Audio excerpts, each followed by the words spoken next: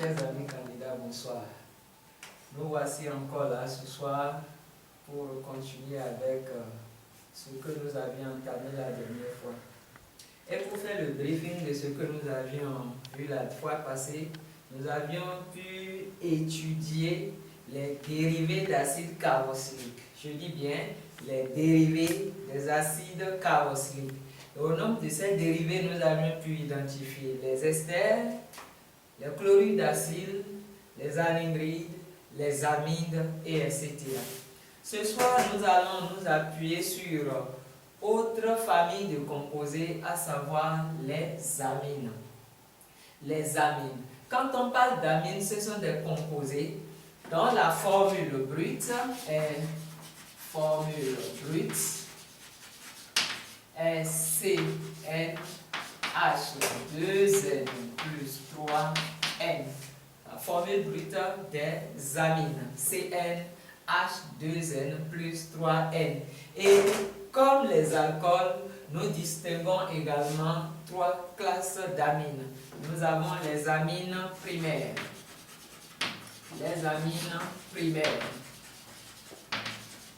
Cette classe d'amines est caractérisée par la présence d'un groupe amino NH2. Donc les amines primaires s'écrivent sous la forme RNH2. Ce qui voudra dire que l'atome d'azote dans la molécule d'une amine primaire possède deux atomes d'hydrogène. Après cela, nous avons les amines secondaires. Les amines secondaires, caractérisées par la formule générale RCNH-R',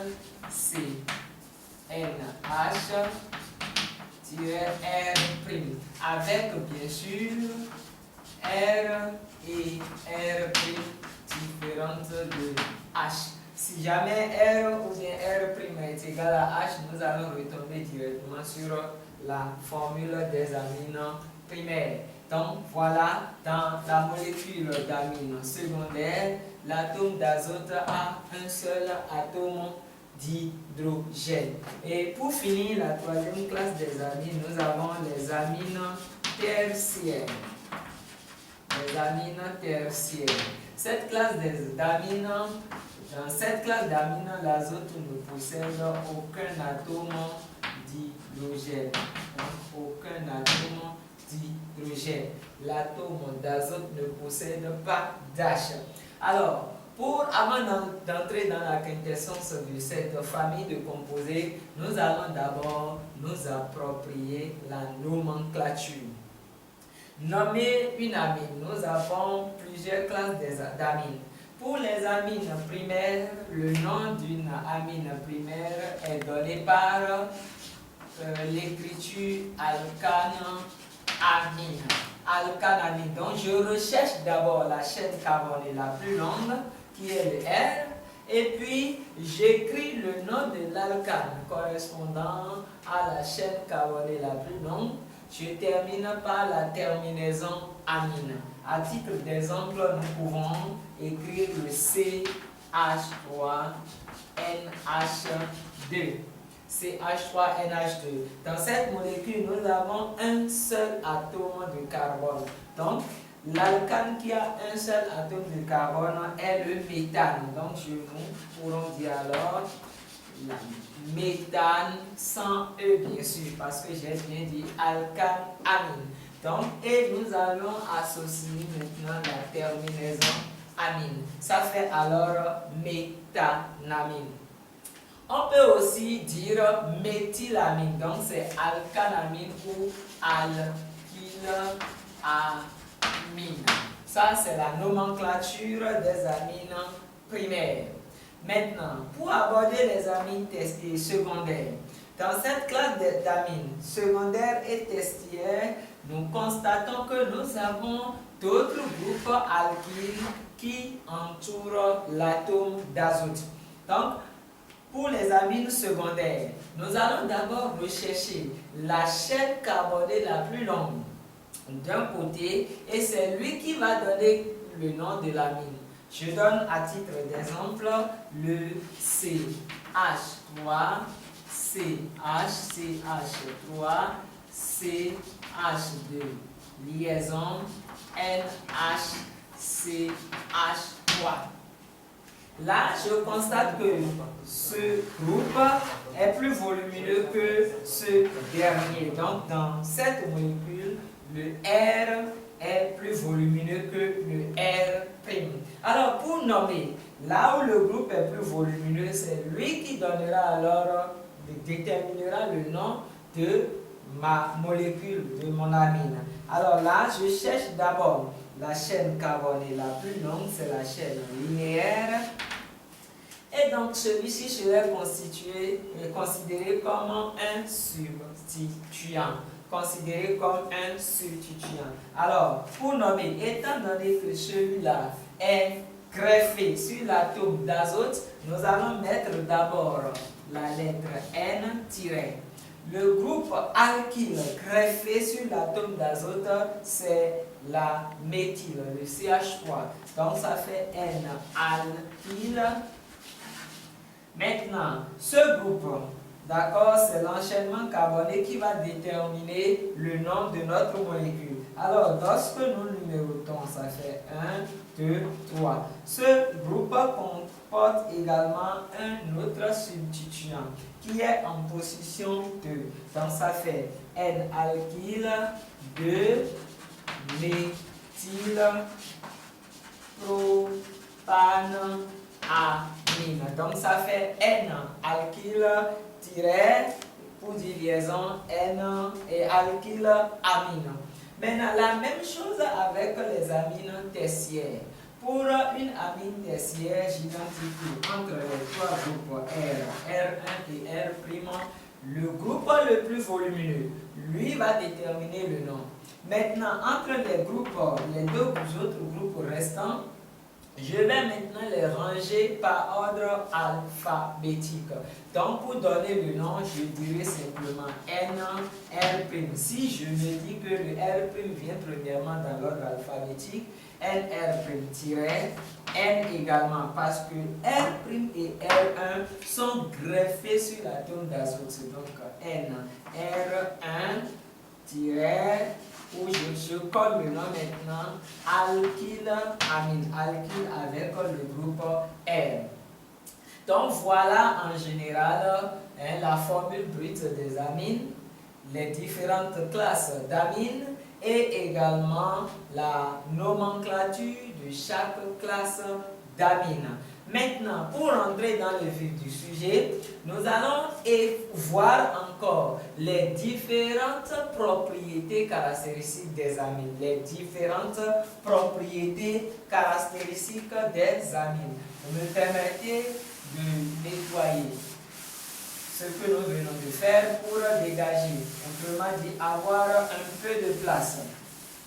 Alors, nous allons d'abord faire réagir une amine avec deux composés différents.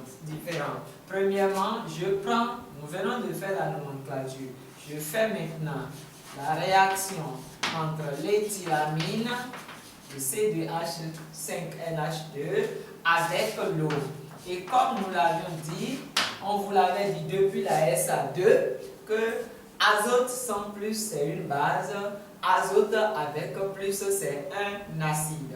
Et une base, selon Bronsted, est toute espèce chimique capable de réagir avec l'eau en captant un proton H+. Donc, ici, l'atome d'azote ne disposant pas d'un signe plus va se comporter comme une base. Donc, dans sa réaction, nous aurons le C2H5NH3+, pour dire qu'il a capté un proton, plus maintenant le OH-. Voilà la première réaction. La deuxième réaction, nous allons toujours faire réagir notre méthylamine, avec l'iodométhane. L'iodométhane, le CH3I. Dans cette réaction, l'azote disposant d'un doublet libre d'électrons, nous avons l'iode qui est plus électronégatif. Donc lui, il va attirer le nuage électronique vers lui. Alors là, celui-ci, le carbone devient ainsi un centre électrophile, c'est-à-dire un centre déficitaire d'électrons. Alors, l'atome d'azote possédant un doublet libre va donc réagir avec ce centre électrophile pour nous conduire ainsi au C2, H5, NH2 avec son plus bien sûr, et CH3 plus I moins. Plus I moins.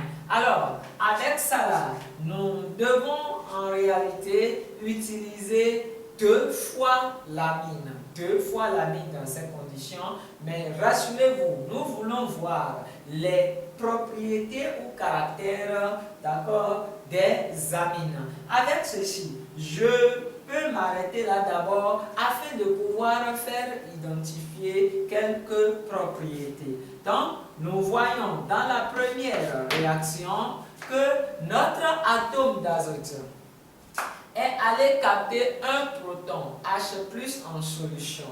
Il a capté un proton. Donc, lorsque l'azote capte un proton, c'est le caractère basique qu'il met en jeu. Donc, premier caractère ou première propriété, nous avons le caractère basique. Le caractère basique. Ce caractère est mis en exergue lorsque l'azote capte un proton H+ en solution. Après, quand nous sommes dans cette réaction, nous constatons que l'atome d'azote par son doublet libre a capté un groupe alkyle, le CH3.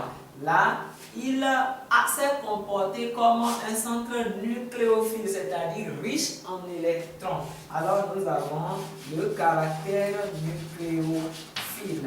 Le caractère nucléophile des amines. Donc, les amines ont 2 propriétés ou caractères. Le caractère basique, lorsque cette amine réagit avec une solution acide ou bien de l'eau, etc. Mais nous avons le caractère nucléophile lorsque l'atome d'azote se comporte comme un centre nucléophile, c'est-à-dire riche en électrons, pour compenser le déficit électronique au niveau d'un centre électrophile. Donc, avec les amines, voilà en général ce qui est nécessaire de connaître. Maintenant, pour appliquer ce que nous venons de faire, alors nous allons considérer cette petite application. Rappelez-vous, la formule brute des amines, c'est CnH2n plus 3n. Nous avons 3 classes d'amines et les 2 caractères d'amine que nous avons, il y a le caractère basique et le caractère nucléophile. Caractère basique lorsque l'atome d'azote réagit avec une solution, c'est-à-dire un acide fort ou bien avec de l'eau pour capter un proton H+. Alors, comme application, notre application nous dit une masse MK égale à 127 mg d'une amine K est dissoute dans un volume Fk égale à 20 ml d'eau. La solution ainsi obtenue est dosée par une solution d'acide chlorhydrique de molarité Ca égale à 10 puissance moins 1. Alors là, je m'arrêterai ici pour parler.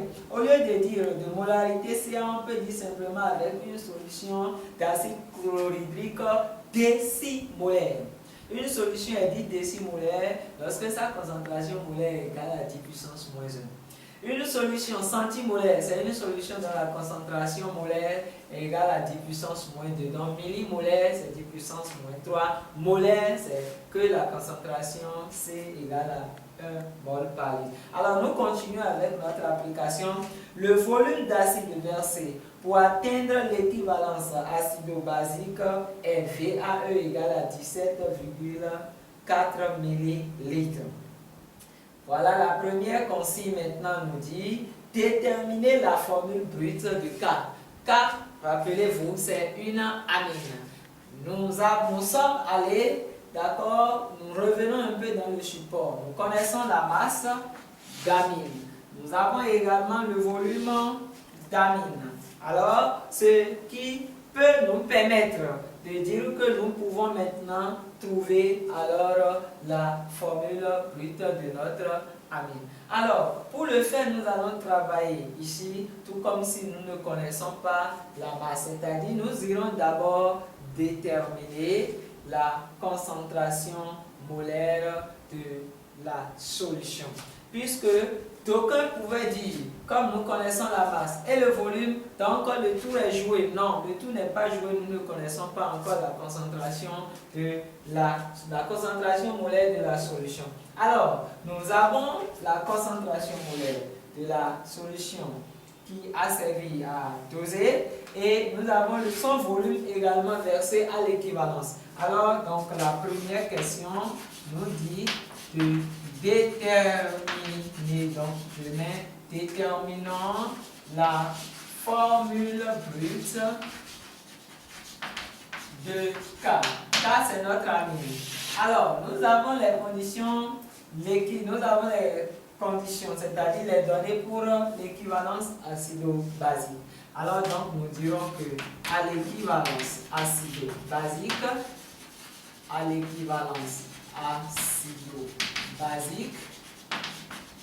on a, et donc nous aurons le nombre de moles de OH moins serait égal au nombre de moles, donc le OH moins c'est-à-dire l'amine, serait égal au nombre de moles de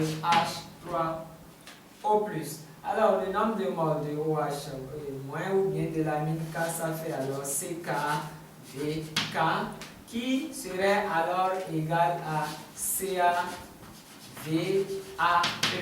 Donc cela me permet alors de connaître la concentration molaire de mon amine. Donc je vais CK est égal alors à CaVAE sur VK. Bien, nous avons maintenant une idée sur la concentration molaire. Or, nous savons que la concentration molaire, c'est égal à la masse de l'élément du soluté sur la masse molaire du soluté fois le volume du soluté.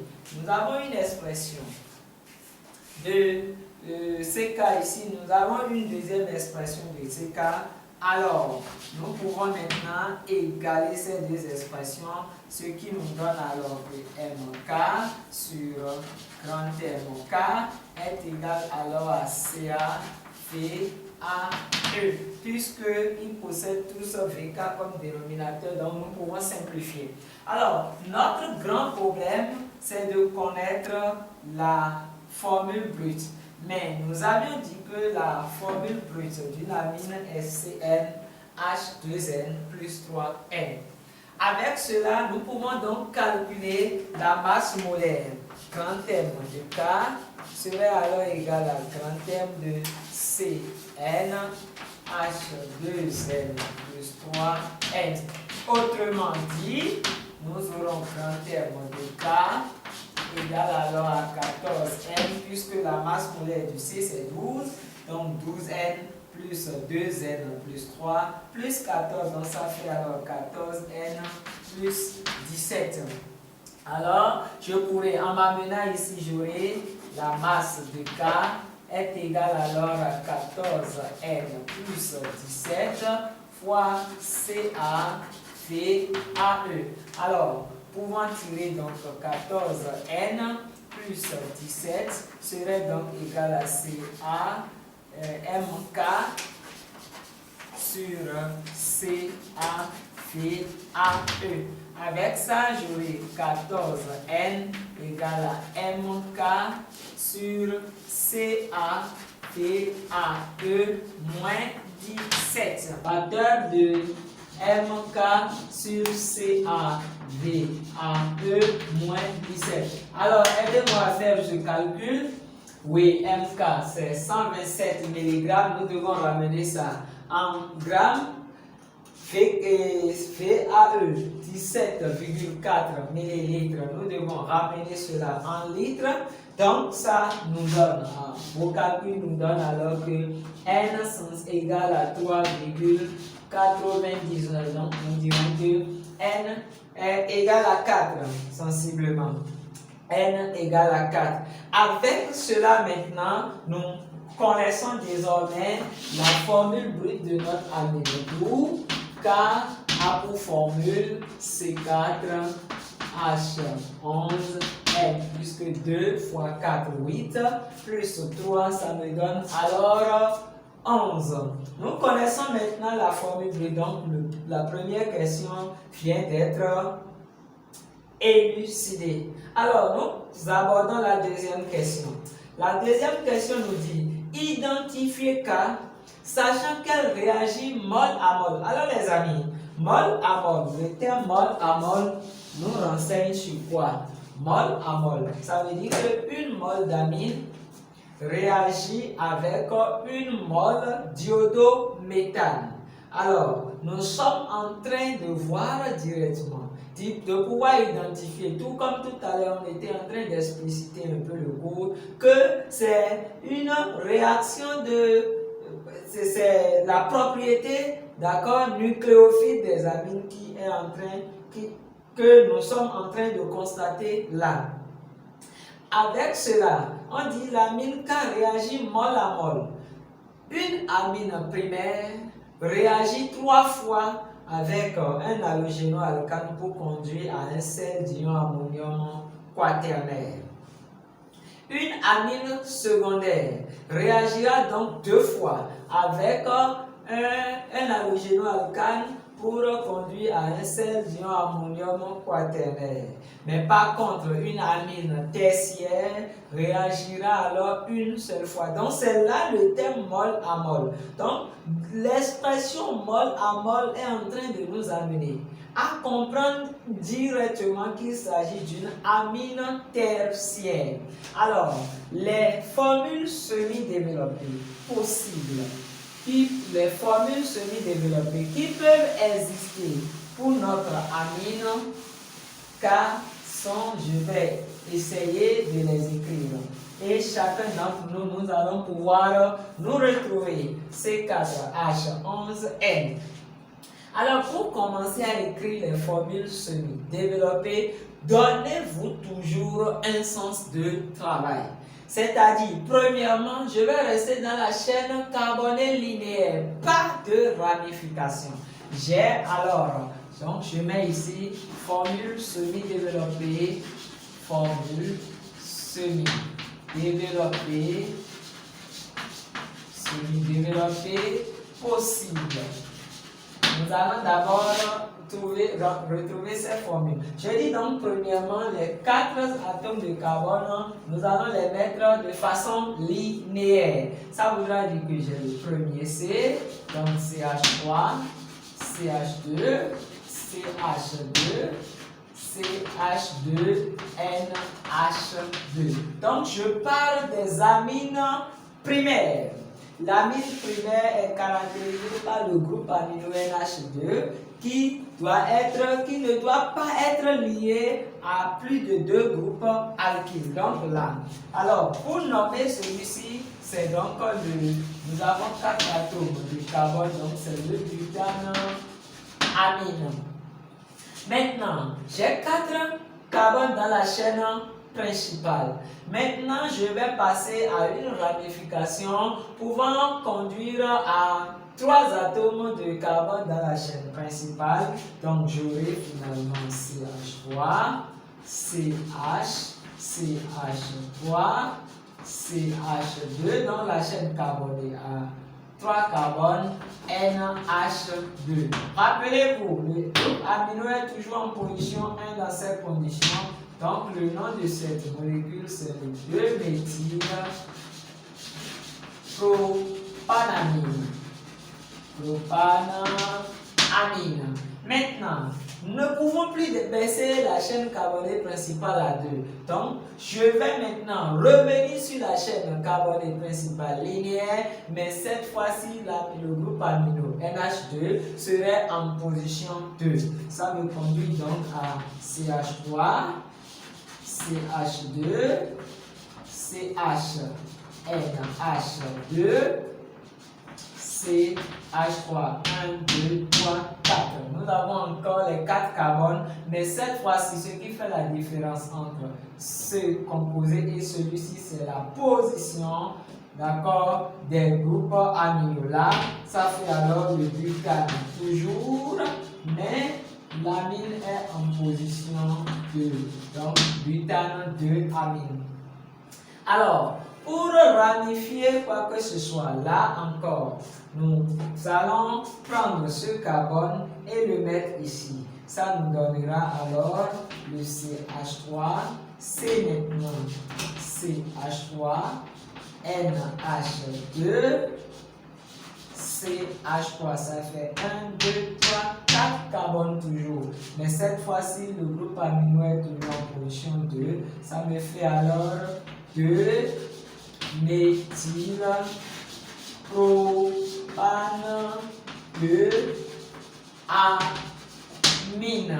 Voilà, là, nous venons ainsi de finir avec les amines primaires. Je dis bien les amines primaires. Nous allons maintenant aborder les amines secondaires ayant toujours pour formule C4H11N. Les amines secondaires, ils sont caractérisés par le groupe NH qui doit être à l'intérieur de la chaîne carbonée, n'est-ce pas? Alors donc, j'ai 4 atomes de carbone, je mets alors 3 atomes de carbone à ma gauche et nous avons le groupe caractéristique des amines secondaires qui est le NH et le 4e atome là. Alors donc lui, il est le groupe moins volumineux. Il sera alors considéré comme un très bien substituant. Alors donc nous aurons le N, puisqu'il est greffé sur l'azote, méthyle, le N méthyle, et là nous avons 3 carbones, ça fait alors propylamine. En considérant celui-ci, nous pouvons le ramifier. Donc nous aurons le CH3, CH, CH3, NH, CH3. Alors, donc ça va nous donner le N-méthyle toujours, le N-méthyle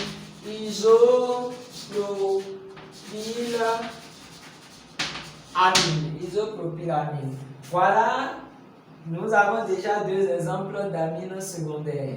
Nous allons passer à autre amine, c'est-à-dire j'avais gardé 3 là, j'en ai un là de l'autre côté. J'enverrai maintenant un autre carbone là pour faire un partage à part égale.